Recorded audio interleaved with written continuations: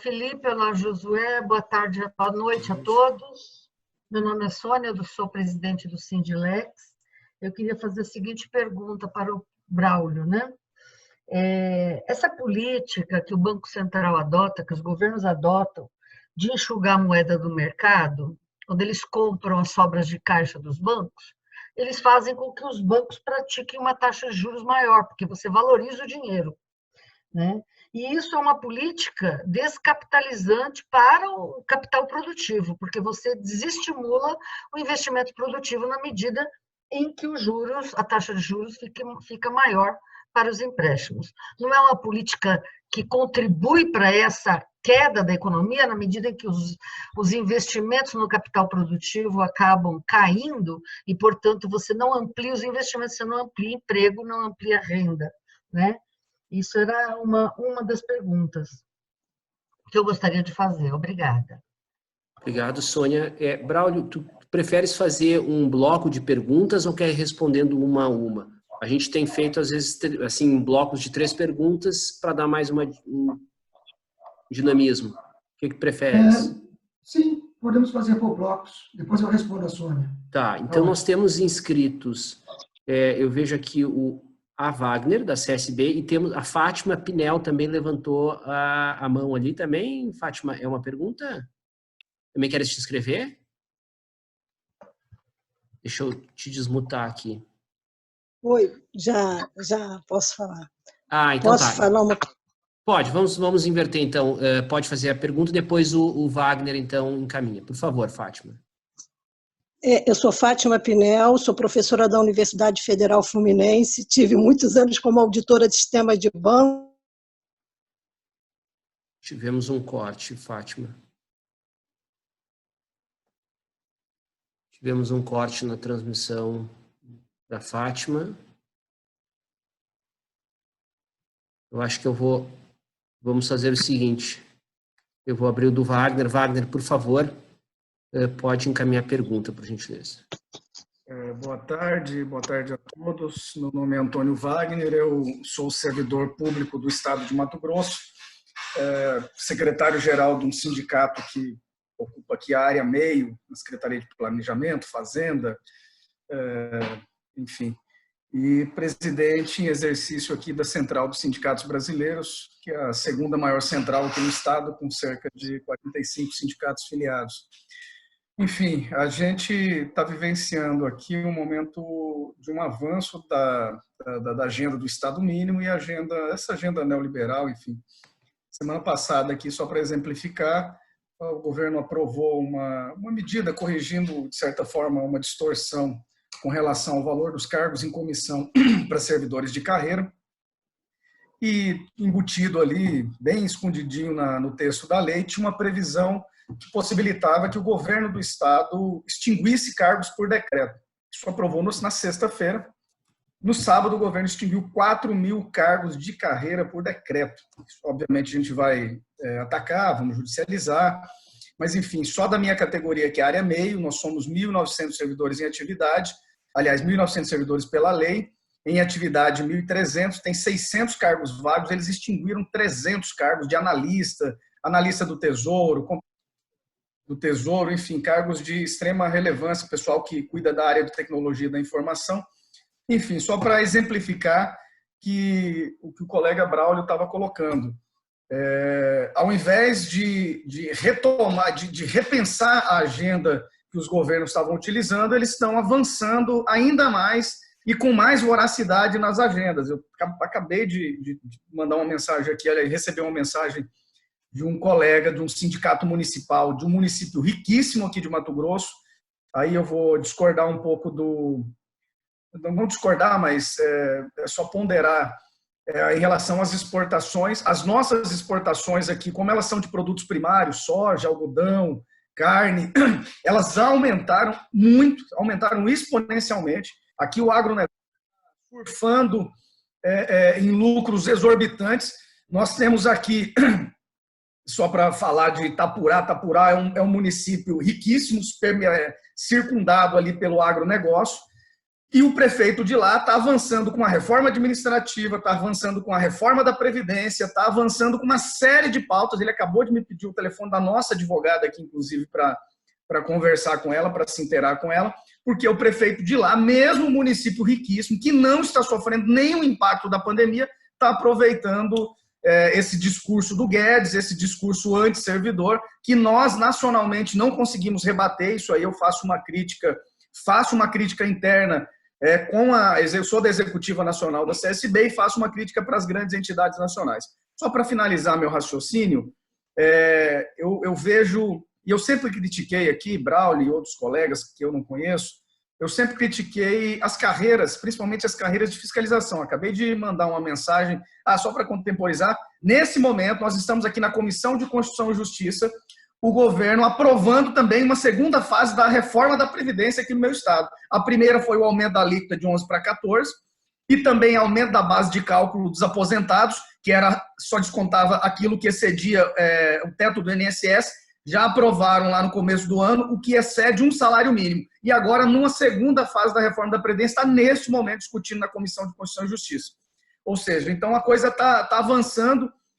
E a minha crítica sempre em relação às carreiras de fiscalização são carreiras que detêm muitas informações importantes, relevantes para todo o movimento sindical e sempre se acharam como ilhas de segurança. E aí eu faço aqui, não querendo apontar dedo, não é a minha intenção nenhuma criar nenhum tipo de constrangimento, mas aqui vocês são da carreira do Tribunal de Contas. Eu acabei de mandar uma mensagem para o Vander aqui, que é o presidente do Sindicato de Contas daqui, dos servidores, dos auditores de controle externo, falando dessa reunião, ele falando que a FONACAT, a Federação das Carreiras Típicas de Estado, estava acompanhando essa discussão da reforma da Previdência, ele não poderia participar desse chat aqui com vocês. Mas só para finalizar, perdão, a extensão, é que a gente percebe que determinadas carreiras do serviço público sempre detiveram muitas informações e sempre negociaram com essas informações muitas melhorias para suas respectivas categorias. E eu sempre critiquei muito essas carreiras, porque eu sempre disse que chegaria um momento onde não existiria mais ilhas de segurança, né? As carreiras de fiscalização sempre foram carreiras preservadas por todos os governos, em todos os estados, e agora, nesse momento, sobrou para todo mundo, menos para as carreiras que estão na linha de frente do combate à pandemia, segurança pública, saúde, e que, no segundo momento, vão sofrer com tudo isso também. Se acabar a estabilidade, vai sobrar para eles. Não, a recomposição inflacionária não está barrada para vocês, mas com que força eles vão lutar, sendo que a nossa está aqui represada há 3 anos. Enfim, eu pergunto para vocês, qual a possibilidade de criar-se uma agenda nacional, unitária, onde a gente esqueça as vertentes de Central A, Central B, Central C, Federação A, Federação B, onde a gente esqueça um pouco as nossas diferenças e encontre as nossas semelhanças. É o serviço público que está sendo atacado.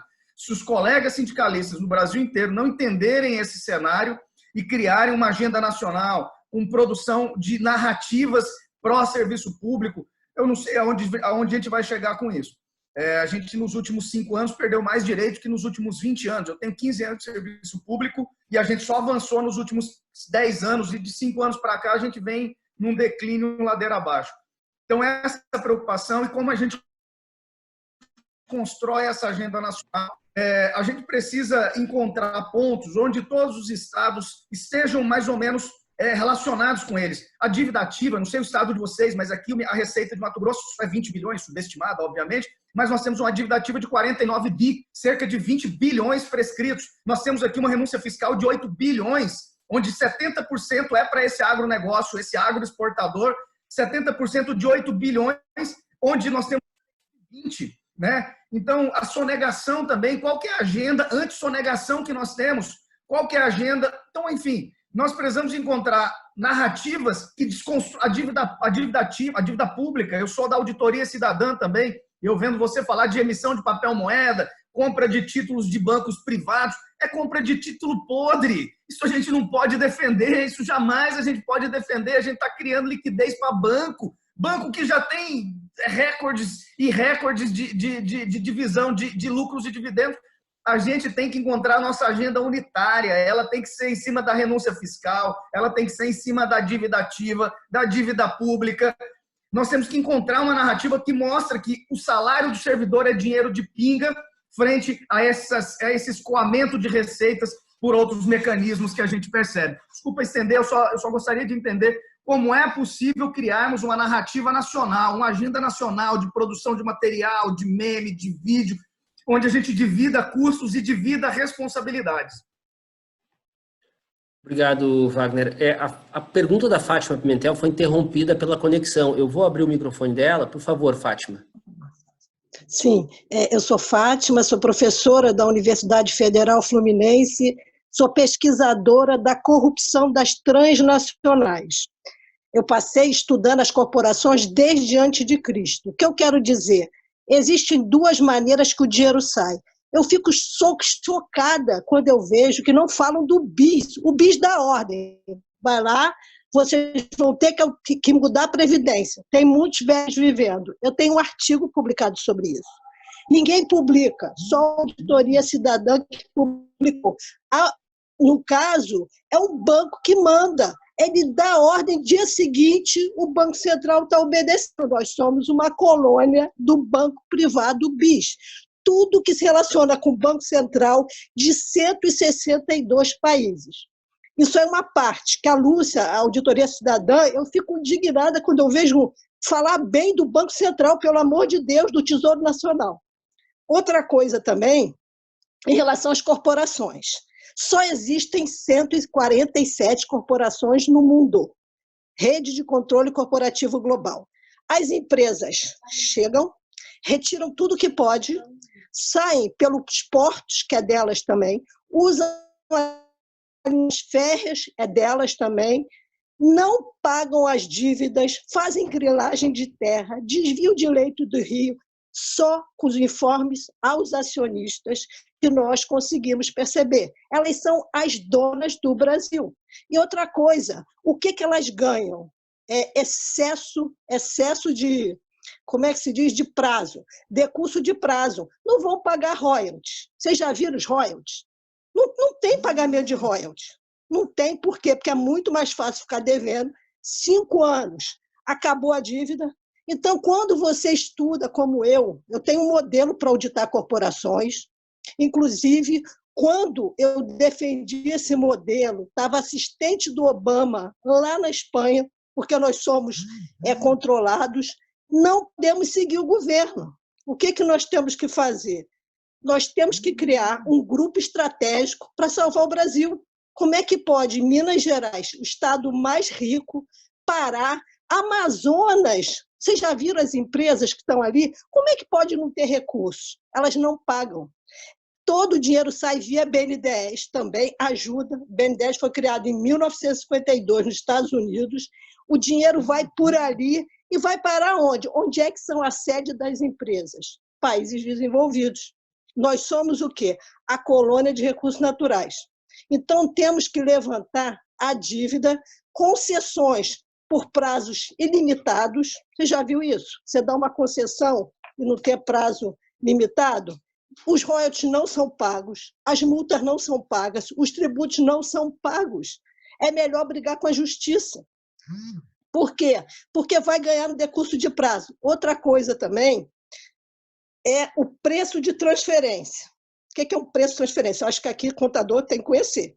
As empresas vão vender aonde? Paraísos fiscais. Por quê? Porque lá ficam os tributos. É uma máfia internacional que nós vamos ter que entender. Ou seja, como é que pode? A Vale produz aqui. Ela vende por um preço mínimo e faz uma transferência para o paraíso fiscal. No caso da Vale, é a Suíça. Vamos ter que pegar, entender, bolsas de Chicago, que pegam os recursos naturais e transformam em commodities, bolsas de minério de Londres. Vamos ter que entender isso tudo, paraísos fiscais. O seu Guedes tem participação das empresas de paraíso que foram privatizadas. Então, o que eu tenho a sugerir? Nós temos que largar o governo, criarmos um grupo de inteligência estratégica não vinculados ao governo. Por quê? Qual é o objetivo do Estado, né? Qual o objetivo maior? Primeiro, é o fim do Estado. Nós vamos nascer dentro de uma corporação. Há mais de 20 anos que eu pesquiso isso. A sociedade dos 20 por 80. 20 trabalhando, 80% desempregados. Então, eu penso, tudo que eu estudei, que a Vale é a dona do Brasil. Ela foi preparada para assumir o Brasil. Então, esse é o ponto 1. Ponto 2, redução populacional. Então, se nós ficarmos atrelados ao Estado nesse momento, o que nós temos que fazer? Nós vamos chegar a lugar nenhum, nós vamos batendo cabeça.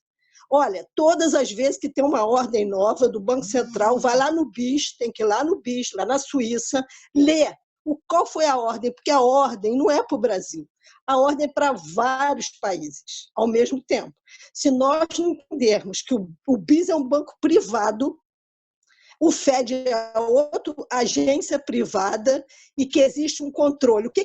O que eles querem? Recursos naturais. O ouro é roubado que desde 1641 o ouro vai embora. Não paga. Com tanta riqueza tem algo de errado. Eles montaram um esquema para nós auditarmos do jeito deles. Não, nós vamos auditar do nosso jeito. Então, as corporações, eu estou incluindo os bancos, porque, no fundo, toda corporação é de um banco, né? De 147, as 50 primeiras são bancos. Vamos ter que criar um grupo estratégico de inteligência. Para quê? Para salvar o país, salvar a gente, salvar o planeta também. Porque a destruição é máxima. Máxima, e a mentira deles é o dinheiro.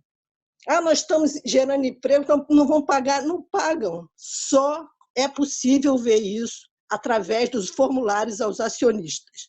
Não dá para ver isso pela contabilidade. A contabilidade é das corporações. Obrigada, acho que eu falei demais. Estou à disposição. Obrigado, obrigada, Fátima. Braulio, obrigada a todos. Obrigado, Fátima, obrigado, Wagner. Braulio, te colocamos numa fria, né? Porque são palestras que tu vai ter que corresponder aí, né? Então, até já peço para os demais para a gente tentar ser um pouco mais objetivo, sem prejuízo do que muitos têm para trazer aqui, mas é só para a gente conseguir dinamizar. Então, Braulio, eu te passo a palavra para comentar esse primeiro bloco. Obrigado. Eu queria agradecer a Sônia, o Antônio Wagner e a Fátima. Obrigado pelas perguntas aí. Sônia, você perguntou, eu não sei se eu entendi direito, vou tentar aqui.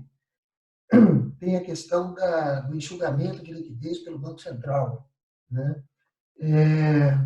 O que ocorre é que, no Brasil, como em outros lugares que adotam o sistema de meta de inflação, que isso é outra questão que a gente poderia, né? Falando aqui eu falei muito da política fiscal, né? Mas não falei tanto da meta de inflação e dos problemas que isso traz. Mas o fato é o seguinte, a gente tem meta de inflação e que basicamente é a meta de taxa de Selic, né? Os juros, eles variam para controlar a inflação. Não vou entrar nos detalhes disso, mas o importante é isso. O Banco Central, a meta principal dele é a taxa Selic, que ele agora fixou, se eu não me engano, em 3,25, 3,25, né? Até baixou um pouquinho na crise, é capaz até de baixar um pouco mais. O que acontece? Quando o governo gasta, tá, vamos supor, o auxílio emergencial, que durante 3 meses vai injetar 150, 160 bilhões para as famílias, tá? Via a Caixa Econômica.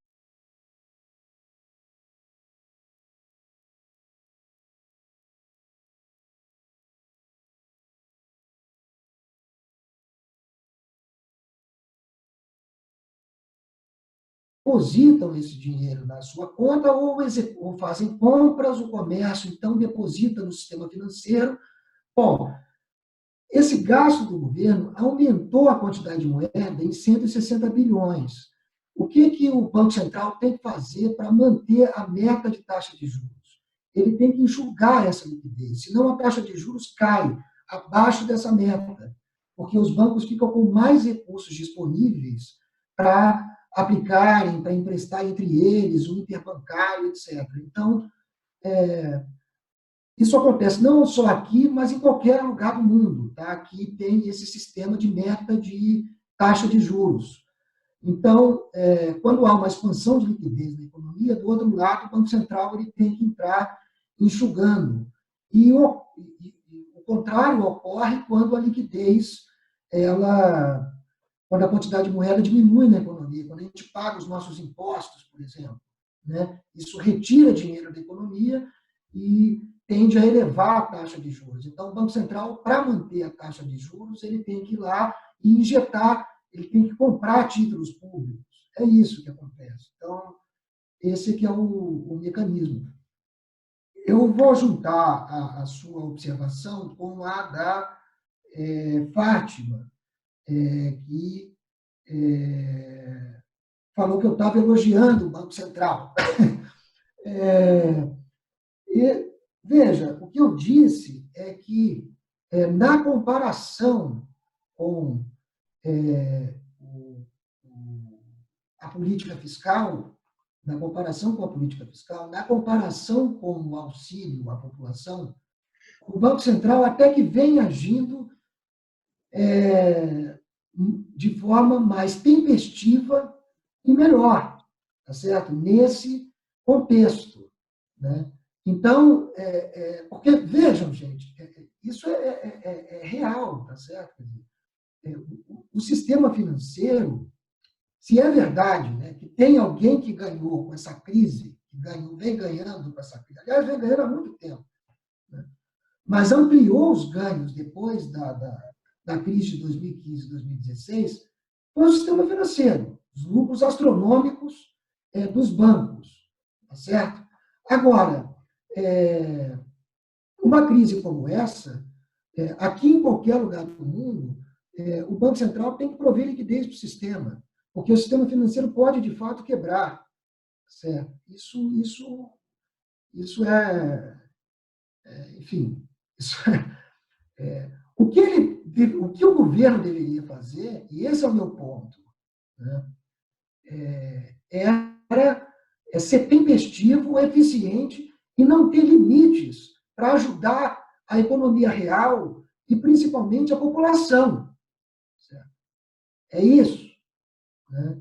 Agora, uma outra questão que o Wagner colocou, você mencionou, Wagner, a questão da compra de títulos podres. Né? Tem que estar muito atento para isso, realmente. A PEC 10 ela permite a atuação do Banco Central nos mercados secundários. Isso para o Tesouro é interessante, porque ajuda o Tesouro. O Banco Central pode, no mercado secundário, comprar títulos do Tesouro e portanto, reduzir o aumento dos juros dos títulos longos do Tesouro. Então, isso é interessante. Agora, a PEC 10 ela permite que compre também debêntures privadas. Tá? E o CMN, o Conselho Monetário Nacional, se eu não me engano, que vai disciplinar, né, como que isso vai ser feito, cobrando contrapartidas das instituições. Enfim, tem que estar atento realmente, isso aí pode ser, sim, uma porta de entrada para a socialização de prejuízo ou para a privatização de lucro. Né? Então, tem que estar muito atento, realmente. Agora, que o Banco Central, que nesse momento, né, o Banco Central, como outros bancos centrais, precisa, sim, atuar no mercado secundário, ele precisa. Né? Cabe a gente a fiscalizar, enfim, cabe estar de olho nisso, mas tem que entrar nisso. Tá? Bom, o Wagner, ele mencionou a questão das exportações aí no interior do Mato Grosso, né, que estão indo de vento em polpa, mas... Vinculadas, Braulio, à questão da renúncia fiscal, que eu acho que é uma situação que os estados têm o mesmo problema de altíssimas renúncias, contrapartidas que nunca são cobradas das empresas que têm renúncia fiscal, e o principal, a falta de transparência. Quem são as empresas, quanto elas deixam de pagar e qual a contrapartida que o Estado tem com essa renúncia absurda. Então, ótimo você me lembrar disso, porque bom, eu me concentrei na questão mais ampla de finanças públicas, né? E deixei de lado, inclusive, a tributação nesse momento, né? Porque esse não uma crise como essa, né? de empobrecimento geral, né? Não é o momento de você ampliar a carga tributária. Agora, uma reforma tributária solidária, como o pessoal da Anfip, FENAFISCO, enfim, FONACAT, FONASEF, centrais sindicais, isso aí é uma demanda, né? Isso é uma bandeira que a gente não pode, de forma alguma, abandonar. Ela é prioritária, tá certo? Ela é prioritária, a nossa estrutura de impostos ela é muito concentrada em consumo, ela é regressiva, né? A gente tem que migrar para a tributação, para a renda, para a propriedade, né? Do lucro. Então, quanto a isso, não há dúvida nenhuma. E não só migrar, mas como rever boa parte das renúncias fiscais, né? Então, isso, sem dúvida, é uma agenda prioritária para o pós-pandemia. Se querem falar aí... E essa é uma agenda muito interessante porque ela faz com que, no fundo, a tributação é um instrumento que a gente tem para cobrar mais de quem pode mais, né? De fazer com que mais pode, que pague a tal da conta, que eu acho meio complicado esse olhar, mas, enfim, se for para fazer justiça fiscal, a tributação, né, a gente precisa evoluir muito na tributação e nessa agenda. E é uma agenda que eu acho que o movimento sindical ela está junto nessa. Aliás, você cobrou, né? Eu estou vendo aqui a presença acompanhando a gente, a presença do Rudinei Marques, que é presidente do FONACAT, presidente do Marcon Sindical. Bem-vindo aí, Rudinei. Acho que depois você talvez possa falar mais sobre isso. Mas há uma série de iniciativas conjuntas dos servidores, dos 3 níveis da federação, no Congresso Nacional e em outras frentes, em defesa do serviço público e contra essa agenda regressiva. A gente tem a Frente Parlamentar em Defesa do Serviço Público, né, no Congresso Nacional, com multipartidária e com a presença de várias centrais e, enfim, fóruns dos servidores, etc. A gente vem produzindo muito material técnico sobre a reforma administrativa. É uma maluquice isso, né? Você falou essa coisa de unificar o discurso. O discurso da reforma administrativa é um discurso de fake news, né? Um discurso muito agressivo em relação aos servidores e de fake news, né? O ministro da Economia, né, falando que o servidor público, e o próprio Rodrigo Maia, falando que o servidor tem reajuste todo ano, que é uma maluquice, né? Na verdade, dos 1.200.000 servidores federais, 1 milhão dos servidores, o último reajuste foi em 2017, a última recomposição salarial foi em 2017. Né? Fala-se de explosão dos gastos públicos com servidores. Não é verdade. Né? O gasto com servidores do governo federal hoje é menor do que em 2002, se a gente comparar com o PIB. Explosão de número de funcionários públicos. Não é isso. Né? A gente tem 11% da população ocupada no serviço público, enquanto que na OCDE a média é 20%. Né? Então, a gente tem o mesmo número de funcionários públicos no governo federal que em 1990. Né? Então, é uma série de fake news, a gente vem produzindo material técnico sobre isso e procurando atuar em conjunto, né, com as demais, enfim, a pluralidade aí de representação dos servidores. Tá? Que mais aqui? Então, mas eu concordo totalmente, a gente precisa de unidade nesse momento, né? Investir nisso, em material técnico, em trabalho parlamentar, e concordo também que ninguém está imune. Se tem nem as carreiras do fisco, as carreiras de fiscalização, a diplomacia, nem está todo mundo na linha de tiro, tá? Com exceção, uma notável exceção. E essa exceção, inclusive, tem um lado aterrorizante, mas tem um lado interessante. A exceção são os militares, tá? E as carreiras ligadas à segurança. O que é aterrorizante é porque a gente pode estar, né, marchando, né, aceleradamente para um estado oposto ao estado de bem-estar, né? Um estado policial, né? Um estado repressor, repressivo, né? A contraparte da radicalização, né, da agenda do mercado financeiro, a contraparte política disso seria, né, o fechamento do regime, né? Seria isso, né? Um estado policial. Isso é aterrorizante. Por outro lado, tem um lado interessante, que desmoraliza, mais uma vez, esse discurso de que o dinheiro acabou, tá certo?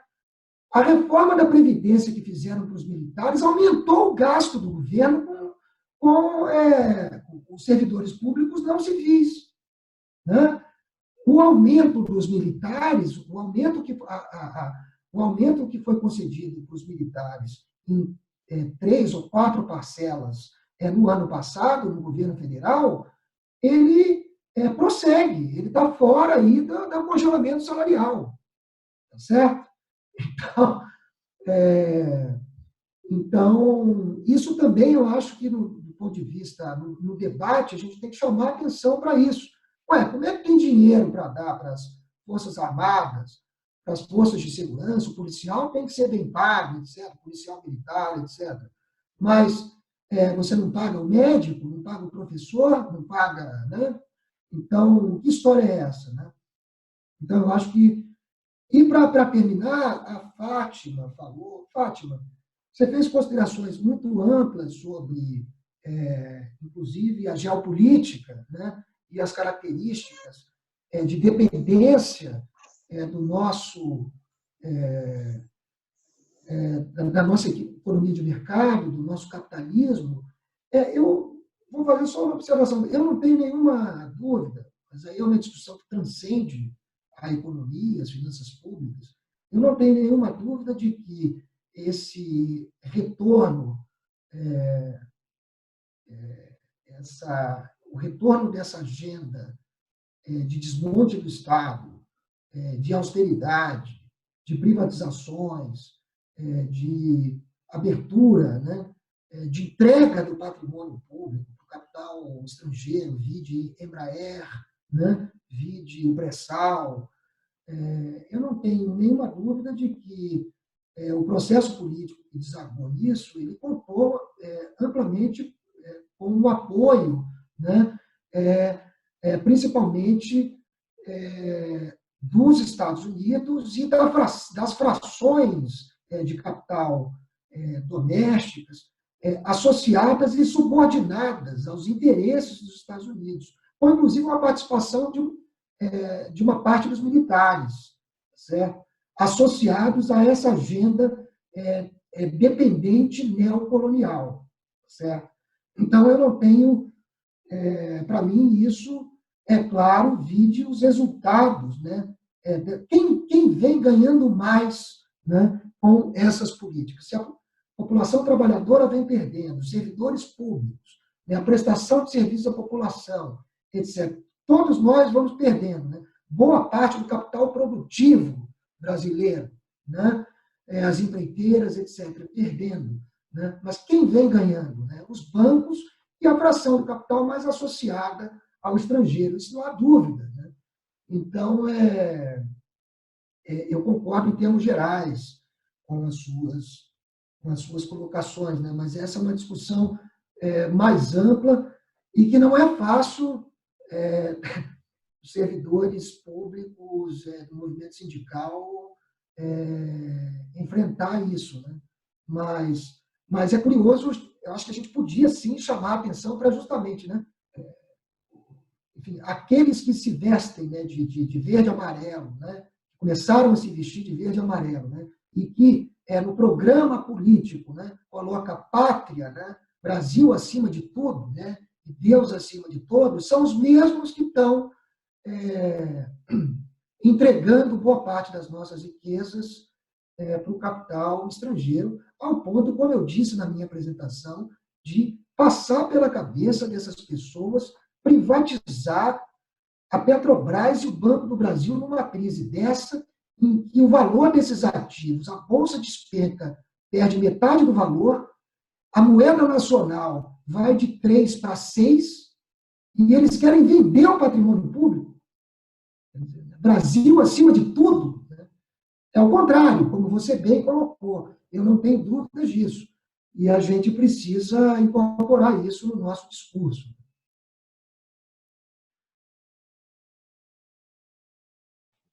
Obrigado, Braulio. Vamos então para o segundo bloco, só controlando mais ou menos o tempo, nós temos aí em torno de 15 para 7, só para a gente não passar muito. Nesse bloco, então, eu vou ler as perguntas do Mark Ramos Kuschk, nosso colega, né? E a pergunta é: hoje o Brasil tem massa crítica para produzir todas as mercadorias? É vergonhosa a importação de milhões de luvas, máscaras, respiradores, vacinas, insumos farmacêuticos. Isso tudo poderá ser produzido aqui em um projeto de recuperação pós-pandemia. Há uma grande oportunidade para que todos os fatores econômicos, né, se desenvolvam, acho que era isso, né? Esse não é um caminho que contempla a todos. E aí teve uma discussão ali no chat, né? O Paulo Ruben ponderou que a questão que o Marco coloca é a retomada de um projeto soberano de produção industrial, que não interessa um arranjo da política, da elite local, ele vai nessa linha, né?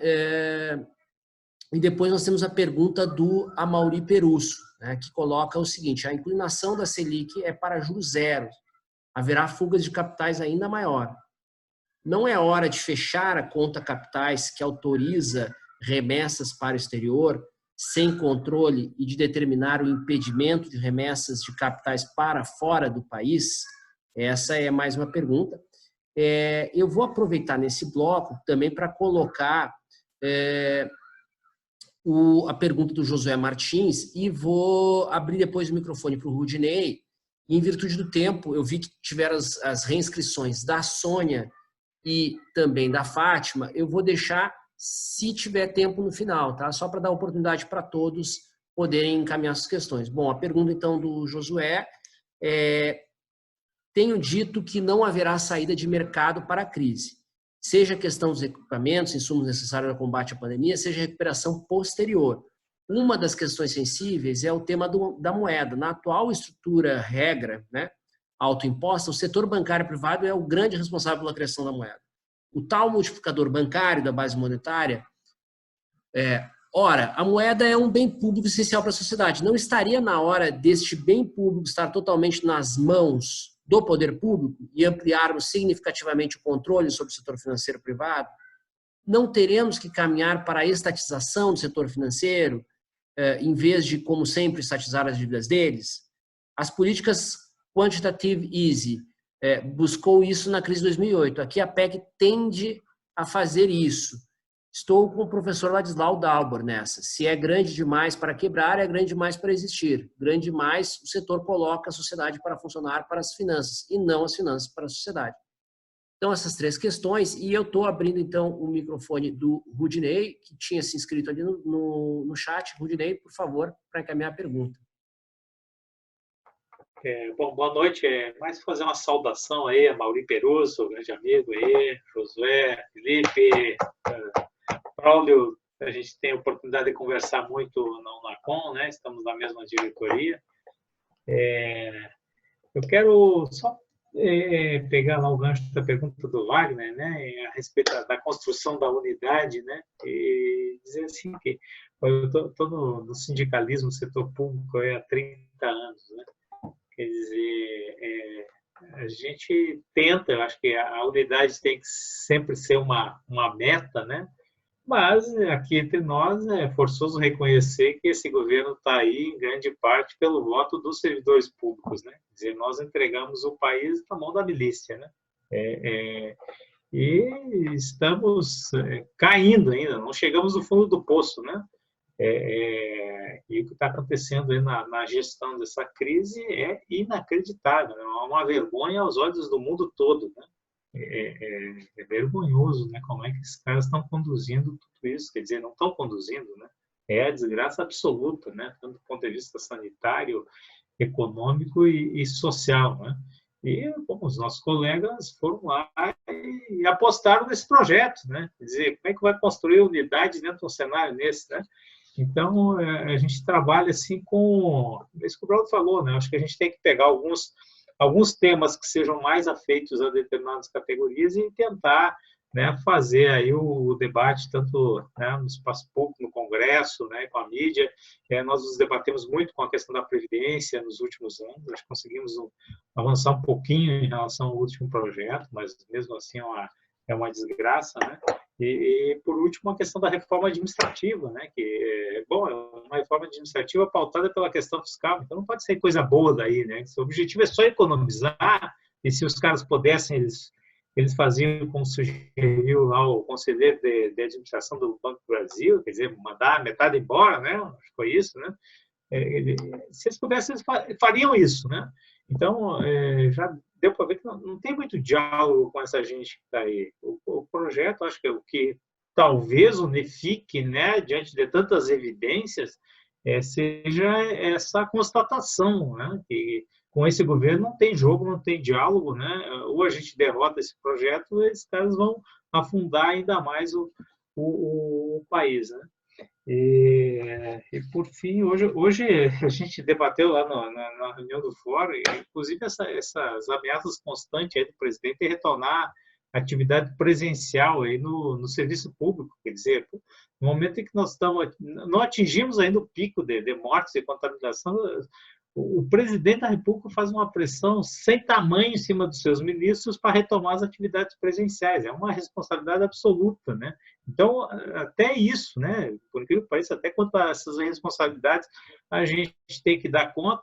E uma MP que legitima, né, os desmandos e os erros, mesmo que grosseiros, dos gestores, como é o caso da MP 966, que está pautada para amanhã no STF. Espero que o STF, né, não deixe prosperar esse tipo de coisa, porque senão, assim, vão legitimar a mortandade no país. Porque se o gestor não pode ser responsabilizado por nada, né, ele só alega incerteza, né, e falta de informações, ele comete qualquer desatino e não é responsabilizado por isso.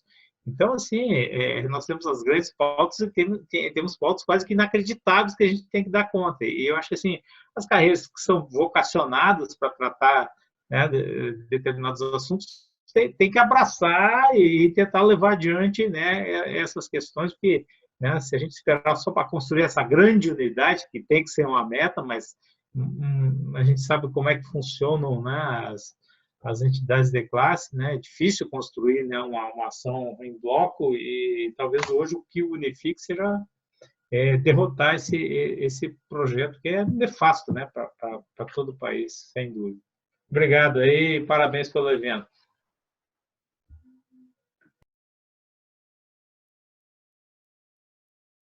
Bom, eu vou tentar ser rápido aqui, né? O nosso tempo está se esgotando. Mais uma vez eu queria agradecer a participação aqui agora, né, do Mark Ramos, do Amaury, Josué, do Rudinei. Mark falou a questão da produção doméstica, né, da produção industrial, se o Brasil tem capacidade, se não tem.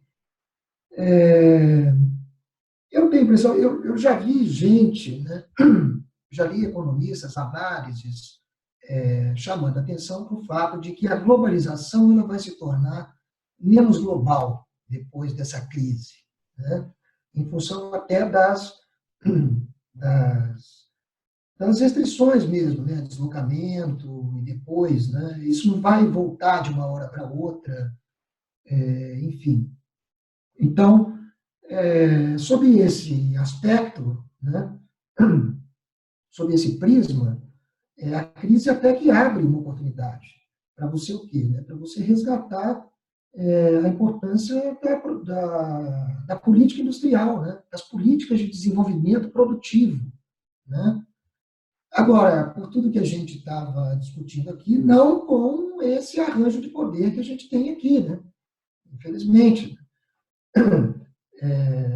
Então, um arranjo de poder que é isso, entregou a Embraer para a Boeing, que, infelizmente, nessa crise, resolveu não exercer a opção de compra, né? Mas eles, enfim, vão tentar vender novamente, eu imagino, né? Mas, enfim, é uma oportunidade, seria uma oportunidade, sim, para estruturar políticas de desenvolvimento produtivo, visando, inclusive, o atendimento de necessidades básicas da população, né? Por que, no meio dessa crise, a gente não aprova um crédito extraordinário para a ciência e tecnologia, né? Para a Fiocruz, né? Para o desenvolvimento? O que nos impede de fazer isso, né? E articular isso com um pool de pequenas e médias empresas, né? Para o desenvolvimento de vacinas, de fármacos, etc. Né? Não vai ser uma área agora essencial, é uma oportunidade que a gente tem, né? Então, enfim, falta vontade política, né? Eu estive numa live com o deputado Major Vitor Hugo, né, que, a convite dos servidores, falou sobre a questão dos salários e as perspectivas e tal, depois da PEC aprovada lá no Senado, que congela os salários. E ele textualmente disse o seguinte: a nossa agenda continua sendo a agenda liberal, nós vamos aprofundá-la depois de passar da emergência, nós vamos voltar aos cortes de gastos públicos, entendemos que é o PIB privado que tem que levar a economia. Quer dizer, eles até inventaram um conceito novo, PIB privado, que é uma coisa que não existe, né, os economistas. Aqui, esse é um conceito que não existe, PIB privado. O que existe é a demanda, né, do setor público, demanda privada, que se chama PIB privado. Né? E o que aconteceu com a demanda privada agora? Ela foi para zero, tá certo? Quem tem que salvar o PIB é o setor público agora. Mas, enfim, então é com isso que a gente está lidando. Então, pensar em política industrial agora, eu concordo que é uma oportunidade, e outros países provavelmente vão fazer, né?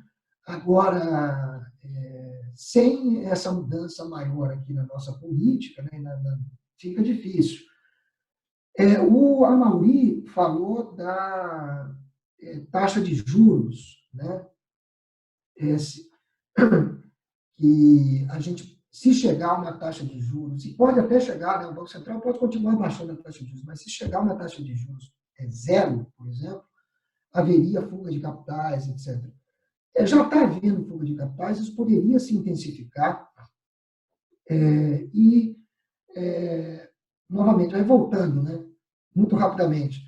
Eu disse que não há limite financeiro para a atuação do Estado em defesa, para a atuação do governo central em defesa da renda da população, do poder aquisitivo, etc. Não tem limite financeiro, mas tem alguns limites econômicos, propriamente ditos, né? Um deles é a inflação, que não é o caso na situação em que a economia está, certo? A previsão Focus para a inflação desse ano está em menos de 2%, certo? Então, não é o caso. Mas um outro limite são as contas externas, né? E aí, a fuga de capitais ela pode, sim, bloquear, né, uma política mais expansionista do governo, de emissão de moeda, redução da taxa de juros. Para isso, a gente pode contar, sim, com controles de capitais. Por que não? Né? Numa situação emergencial como essa, não só emergencial, né, mas controles que punam o capital especulativo num momento como esse. Tá certo? Então, isso é perfeitamente factível. Outros países do mundo podem fazer, e o Brasil pode fazer. Novamente, é difícil pensar que o Banco Central brasileiro vai caminharia numa direção dessa, mas não há nenhum empecilho. A gente pode, sim, adotar controles de capitais num momento como esse e em outros momentos, né? Para conferir maior grau de autonomia às políticas domésticas de perseguição ao emprego, à atenção à população, investimento público, etc. Então, isso poderia sim, né? E, finalmente, o Josué falou da... É verdade, não há saída de mercado para a crise. É verdade que a moeda é um bem público, né? Mas que o Estado acaba concedendo também aos bancos privados o poder, né, de criação da moeda, né? E você fala, então, na situação que a gente está, não valeria estatizar, inclusive, o sistema financeiro, né? Olha, Josué, estatização do sistema financeiro. Eu não sou, em princípio, contra isso. O que eu acho é que a gente perdeu faz tempo, né, a disputa política para o sistema financeiro, né? Eu me daria por satisfeito se a gente conseguisse baixar os spreads bancários, obrigar, né, aumentar a regulação nesse sentido, né, limitar, taxar mais os lucros dos bancos, que é uma obscenidade, né, e limitar os bônus dos gerentes dos bancos, tá certo? Então, com regulação, com tributação, eu acho que daria para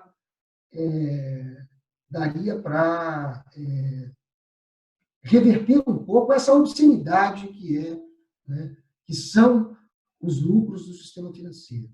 E eu juntaria isso com um fortalecimento, né, dos bancos públicos. Tem um grande ausente nessas políticas aí, nessas ações mais financeiras contra a crise, que é o BNDES. O BNDES virou o banco da privatização. Certo? Enquanto que, num momento como esse, né, em que não basta o sistema financeiro ter liquidez, né, para ofertar às empresas, né, é preciso fazer com que esse dinheiro chegue às empresas. O BNDES, o Banco do Brasil e a Caixa são fundamentais. Não é o sistema bancário privado que vai fazer isso. É o sistema bancário público. Certo? Então,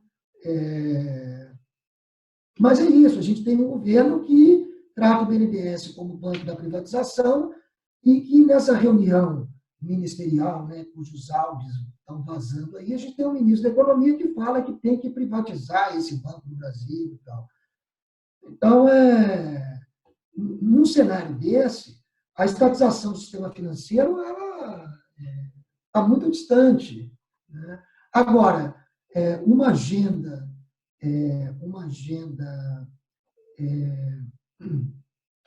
soberana para o país e de defesa da população e dos trabalhadores, né, de recuperação do emprego, ela passa necessariamente pela revisão do papel do sistema financeiro, né? Seja via regulação, tributação, protagonismo dos bancos públicos e, no limite, estatização. Essa é uma agenda que tem que estar presente no campo popular. Então, eu acho que eram essas aí as minhas considerações.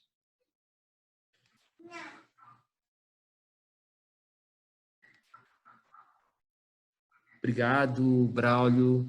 Estou vendo que a internet ali do Josué está meio instável. Consegue falar aí, Josué?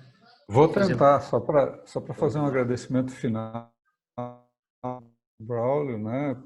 Rodinei, prazer te ver aí, cara. Mesma coisa, Wagner, Sônia, Daniel, a presença aí do Luiz Marcelo, lá do Sindicato do Tribunal de Contas do Estado do Rio, Paulo Rubens Santiago, que é do grupo criado ali pela Maria Lúcia Fattorelli da Economia de Francisco, enfim, um conjunto de pessoas aí presentes que nos brindaram com um conjunto de perguntas também.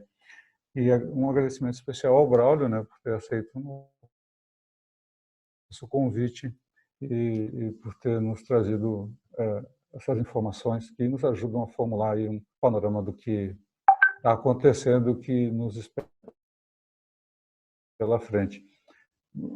Deixar aberto aqui para o Braulio fazer as suas considerações finais, né? E aí nisso a gente encerra o nosso encontro de hoje e dizer que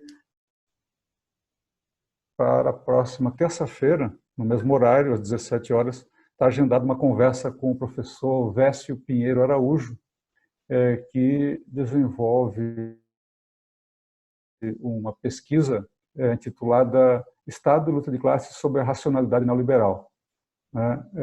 Ele vai nos falar exatamente sobre esse tema da pesquisa que ele trabalha.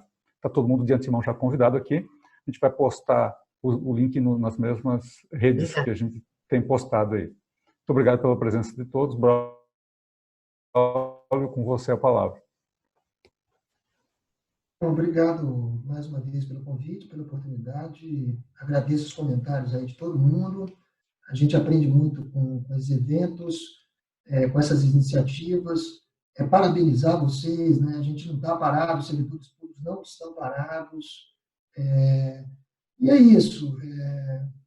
Fazendo link aí com a próxima palestra sobre neoliberalismo, a racionalidade neoliberal, né?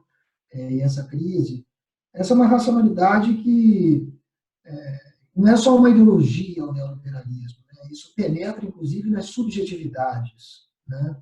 Então, mesmo no momento crítico como esse, a gente, não só os servidores públicos, os trabalhadores, né, vem sofrendo a pressão, né, de você tem que ser um empreendedor de si mesmo, você tem que gerir os seus riscos, né? Você tem que, né,